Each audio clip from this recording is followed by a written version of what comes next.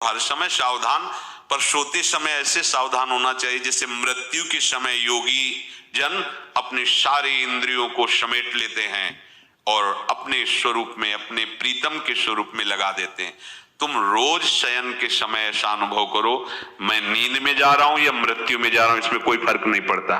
पता नहीं आंख खुले कि ना खुले। कितने ऐसे हैं कि सोते ही रह गए। आप अब बेहोशी की हालत में जा रहे हैं, नींद में जा रहे हैं, तो एक समय रखो कि आप अपनी शैया पर इतने समय ही जाएंगे।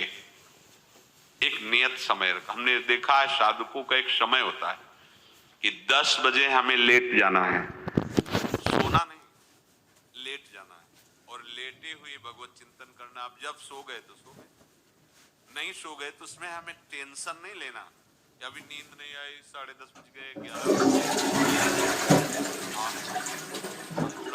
वृत्ति, तो बिना नींद की गोली के सो जाओ। यह है ऐसा, भजन में मन लगाओ, सो जाओ।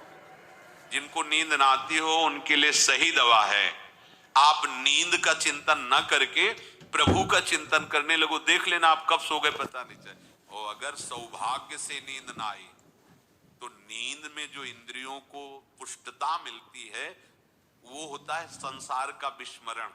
नींद में खास बात क्या होती है कि संसार का चिंतन छूट जाता है, फिर वो मस्त हो जाता है।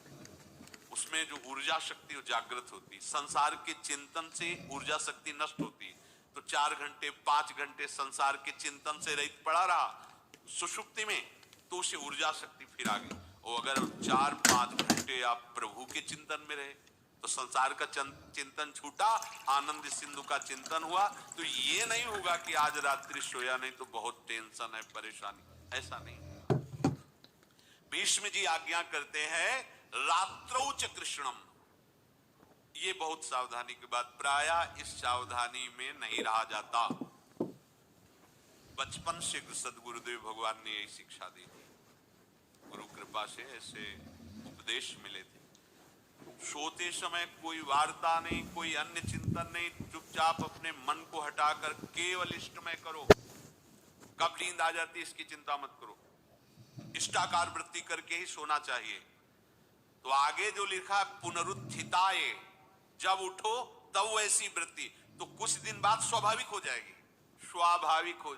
अपने तो इतना तक देखा है कि जैसे आधा पद में होश रहा और निद्रा आ गई, तो जब चेतना आई तो उसी पंक्ति से, जहां से होश गायब हुआ था उसी पंक्ति से जागरण प्रारंभ हुआ। ऐसा ही जब ऑपरेशन के समय बेहोश किया गया था तो उनसे कहा था हमें बता देना कुछ मिनट पे, तो उनका लगाने वाले इंजेक्शन और कुछ ही सेकंड में इसका असर, बस। तो जो पद चलाया था, जब होश आया था तो वही पद चल रहा था, मतलब बेहोशी में वो पद अपना अधिकार किए हुए था।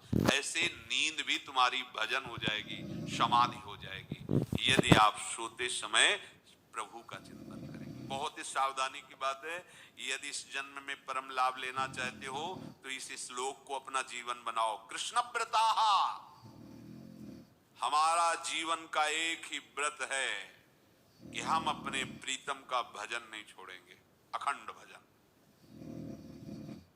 हमें ये नहीं देखना कि उपांशु मानसी को इसमें कितने गुना, हमें गुना बना नहीं देखना। हमें अपने प्रभु को बोलना नहीं। भजन में मन नहीं लग रहा, पद गा रहे हैं, जोर जोर से चिल्ला रहे हैं, नाम कीर्तन, हमें अपने प्रभु से जुड़े रहना है। कृष्ण व्रताः, कृष्ण मनुस्मरन्तो, हमारा निरंतर स्मरण चले, बस ये प्रयास रखना है।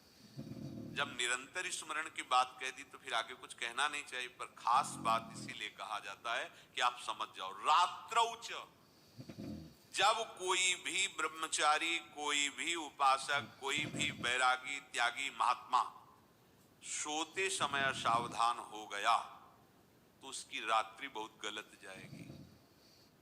खास जब आप सैया पे शयन करते उस समय असावधानी हुई तो विकार छा जाएगा, ध्यान रखना। आपका चिंतन गलत हो जाएगा, आपकी चेष्टा गलत हो जाएगी, जागृत में ना सही तो स्वप्न में। आप सावधान उस समय जरूर रहिए और उतना ही विश्राम कीजिए जितना आवश्यक हो।